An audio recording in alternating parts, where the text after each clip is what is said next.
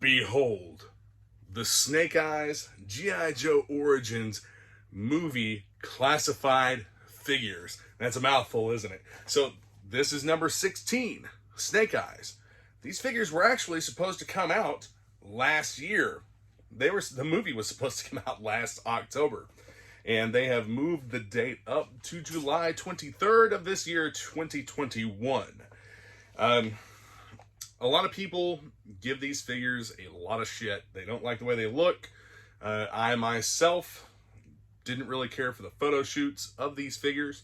I thought that Snake Eyes looked very bulky and weird, and I hated the first two live-action G.I. Joe movies, and a lot of it was because of the writing, of course, but the Snake Eyes costume I really did not care for.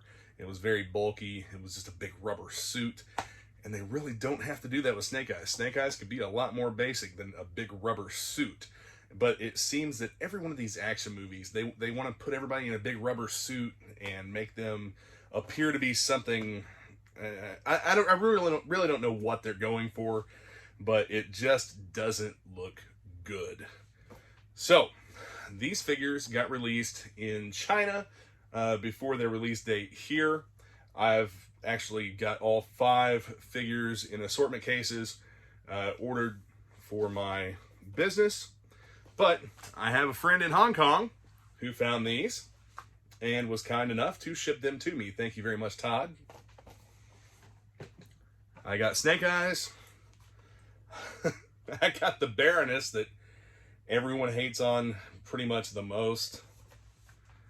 And the Storm Shadow that everyone dislikes the color of. So, much like a few of the other things that I've received like this, they look better in person, in hand, than what they do in photos. Just like Storm Shadow. I thought that they had just gone with an all-white basic figure with robes and whatever type of weird armor he's wearing. But that's not exactly the case. These figures have a lot of fine paint details all over them. Like his robes that he's wearing have some silver highlights. Same thing with Baroness. Baroness and Snake Eyes, since they're all black, I was thinking that they were probably just going to be black only. But instead, you have matte and gloss paint highlights all over this figure, and it actually doesn't look bad. I thought that her garb, her attire, was just kind of ridiculous and didn't really look like Baroness, but having it in hand, checking it out, it looks a lot more like Baroness should look, what I thought. I noticed they did not use the double jointed elbow on her like they did on the Lady J figure, but at the same time, the Lady J figure is number 25 in the series, whereas Baroness is number 19. Now, I don't like the haircut. I don't like that haircut for Baroness. I think it looks weird. It's unappealing to me, and her neck is a little bit long. We're actually going to open these figures up and check them out here as well.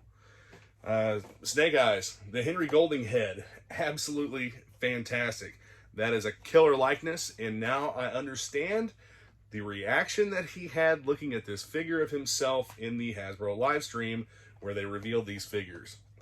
And I think that it's this Snake Eyes looks really, really good. One of the details that I will show you whenever we open these up is the fact that one of the things a lot of us complained about early on in the series, and even still with a lot of the Cobra Island releases, the weapons don't have paint apps. They should be highlighted. They should be detailed. These are. Even with Baroness and her MP5, the MP5 has paint highlights, which I'll show you. The same thing with Storm Shadow. The Andrew Koji head is a very, very good likeness as well. And you've got the little scar detail here below his eye. we'll open this up, we'll check it out, and do a really close-up look over of these figures. Now, I said in a previous video that Henry Golding has been pushing this movie very, very hard. One thing I haven't seen is Andrew Koji, and I think that he is as an important a character as Henry Golding is playing. I wonder why Andrew Koji is not pushing this as well. I would like to see him getting out there and talking to the community some, and he may be on Twitter. I'm not on Twitter, so I don't really see all of that, but I do see all of the live streams and everything that Henry Golding gets involved in. So without further ado, let's open these figures up and take a closer look at the details. The first one that we open will be Storm Shadow, and I've actually started doing this. I'm going to cut the tape on the bottom of the box. Okay, so you see that there's one piece of tape here where typically there would be two. That's something I've noticed with a lot of these figures lately, especially since I've been buying them in bulk to resell. I'm coming across figures that have one or no tape on the box from the factory. I picked up a Lady J at Walmart specifically for this purpose that I'll show you in another video, but she doesn't have any tape on the top of the box. This was never opened and the tape was never there. So let's go ahead and cut this piece here and see if I can get these flaps undone. That one to pop up. There we go. You have the standard insert, warning label, and the tray with the backing insert as well. Pull this out just to get a good look at it.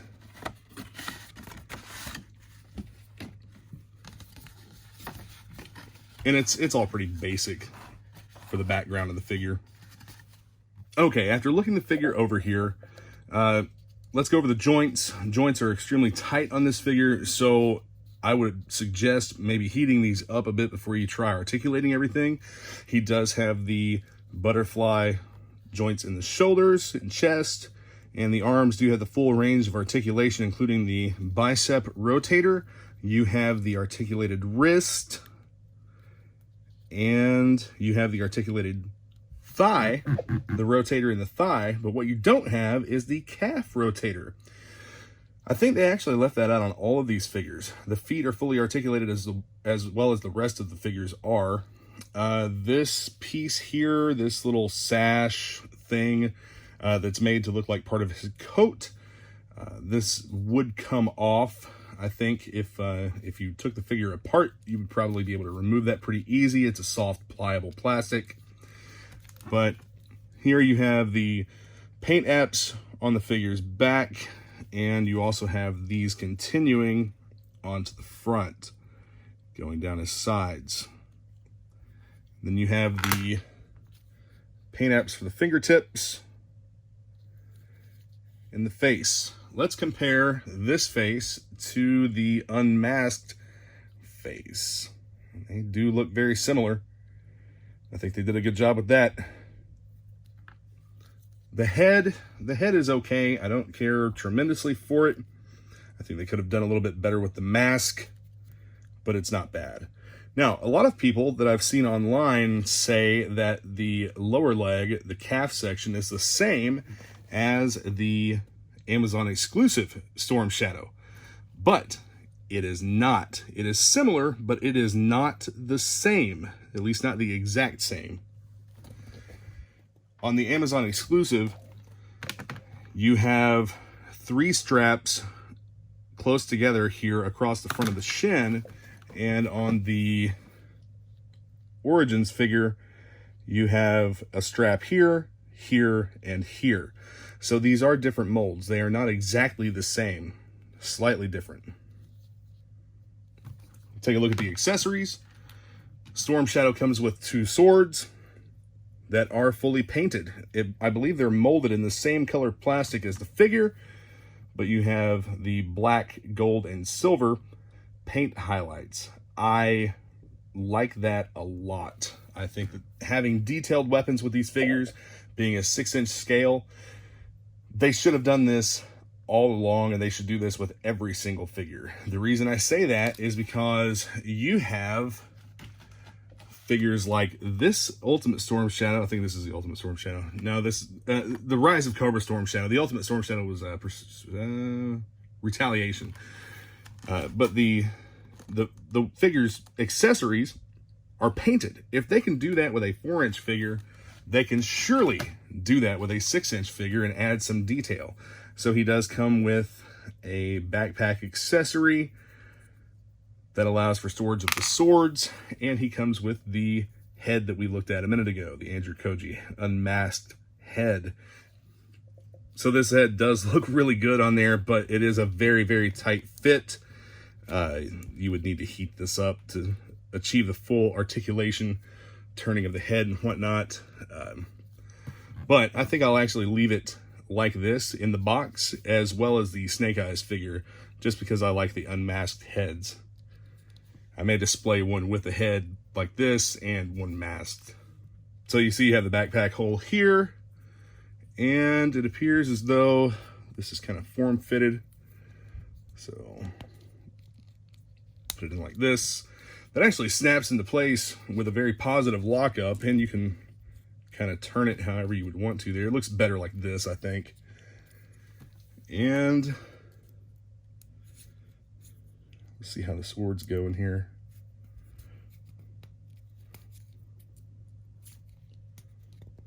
Well, they're a very tight fit. Not so much to be inhibitive, but they are a tight fit. If you press that all the way down to the hilt, it's going to interfere with this back piece here. But regardless, that's what he looks like with the swords installed. And you can still turn this pack a little bit if you want those angled more. But there we have Storm Shadow. I really like the style of packaging for this very reason. You can take the figures out and make videos with them, or take photos of them, or whatever you want to do, and then put them right back into the box for display. I really like that. I think it's a great feature to have. Moving along, we will go ahead and open up Baroness. So here we have Baroness out. This is the head and neck that I just don't care for. The neck seems too long. You have butterfly joints in the chest, which I actually like. This shoulder is seized up. It's not going to move without heating it, so I'm not going to try and force it. The elbows are the disc and post type of articulation. I wish that they would have gone with the same type of articulation they used in Lady J, the double jointed elbow. I think it looks a lot better and functions a lot better. You stand less of a chance of actually breaking that post off inside the arm if it's tight.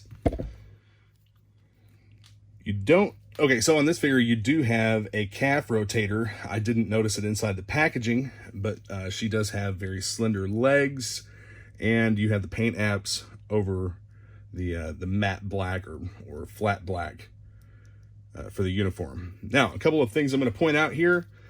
She has a belt that would probably be removable if you removed the legs from the torso. And something else, this is actually a separate piece that's over a solid waist. This is a soft plastic. If you look here, this moves to the side. This is almost like a piece of rubber clothing. I'm not sure if that would completely come off or not. I would say that you could probably remove that and just have the bare plastic. But it adds, I'm not really sure why they would have done that instead of just molding the waist in this pattern. Maybe that waist is used with a different figure.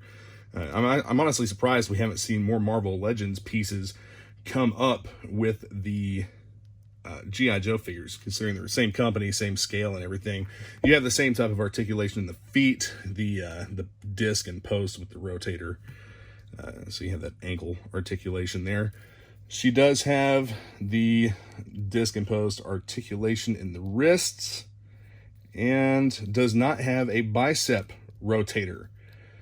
She does have that articulated shoulder and chest though, so I like that.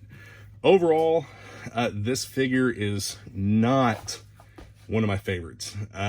There were some issues with the Cobra Island exclusive figure, but those issues were passable, and that figure I think is still pretty good. They really, really should stop using this type of elbow on female figures. So let's take a look at her accessories here. She does come with glasses. We'll put those on her face. And the hair actually has little holes here that you can barely see to set the legs of the glasses into so they don't fall off the face. They kind of go up under the hair like that. Not a terrible look. Again, you have blades with a paint app. I actually like that quite a bit. These little short swords have snake heads on the handles.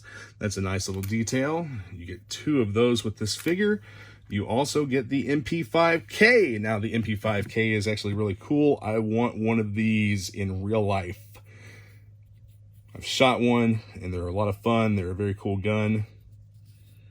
You have a paint app on the vertical foregrip, and you have a paint app on the pistol grip back here.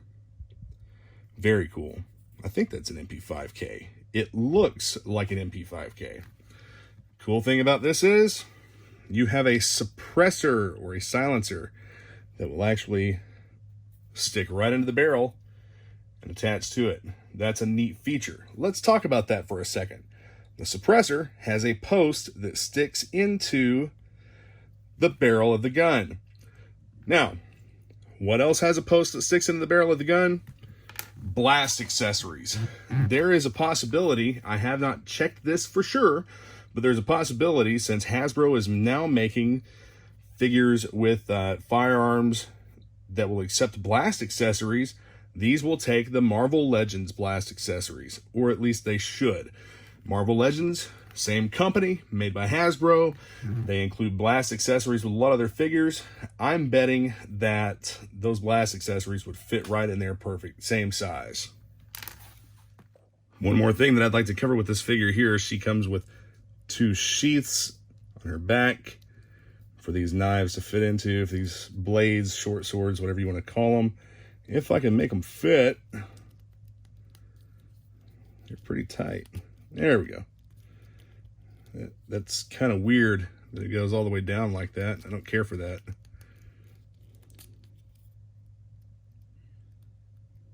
I think they're supposed to go in from that side. Yeah, but they go in. That's the important part. But her butt interferes. So you can put them like this. Shake both sides. That side actually seems to fit a lot better. Kind of weird having that much of the blade exposed, especially if they're sharp in real life, you know? The Snake Eyes figure, not as much of the big rubber suit look as I thought it was going to be. The head is a lot more slender. I thought the head was going to be pretty fat and look like a big motorcycle helmet on there. You have the same articulation as every other figure has. The butterfly joint in the chest, the typical shoulder articulation, double jointed elbows. Notice the gloss paint app on some parts of this figure. You have the armor pieces that are in flat, and you have the actual clothing that is in the gloss color. One thing I would like to point out, you do not have a calf rotator on this Snake Eyes. The same with Storm Shadow. He's wearing shin guards that look very similar to those of Storm Shadow. They're obviously solid on the front. He doesn't have the straps connecting them, and you don't see straps in the back either. Let's talk about this thing, this belt. What purpose does this serve? I guess it's supposed to look like maybe a some type of belt or whatever for the sheath to morning light. You have a hole back here and the backpack hole. The sheath actually has a really cool gold and black paint app, and the sword looks exactly the same as the ones that came with the Storm Shadow figure, except it's black, gold, and silver. Let's test the fitment sheath here. Very tight, but that's a good thing. It's not just going to randomly fall out. So, overall, good looking figure. You do have the red highlights in the knee pads. I mean, he's wearing kind of it's almost like a motorcycle suit or Batman-esque type of armor. Overall, it's a good looking figure. You also have two blades, and these are painted to look like a Damascus steel. You have two of these butterfly knives. I think it's what someone had called them before, but that's not a butterfly knife. And then you have the Henry Golding head. I think the Henry Golding head looks really good. It's a great facsimile to the actual person. I'm going to pop the head off of Snake Eyes, get rid of the armored head, and go with the unmasked head. There we have him unmasked with the Henry Golding head. This was a lot easier to get on than Storm Shadow's Andrew Koji head. The unmasked head for that figure was extremely tight. I think this feels like it might be a little bit a softer material. Let's take a closer look at the Snake Eyes head. And this does sort of look like a motorcycle helmet. That would actually make sense considering the fact that you see Snake Eyes on a motorcycle in the movie previews. That's a little bit of a detail that I don't care a whole lot for. This mask is reminiscent of the 80s Snake Eyes that it's supposed to be influenced by. You might take a little bit of silver paint and go over that visor. There you have a good close-up look at those figures. Let's talk a little bit about the movie for a minute. The trailers that we've seen, the leaked footage that we've seen. You know what? A lot of people are complaining because it doesn't go along exactly with the original Snake Eyes comic book.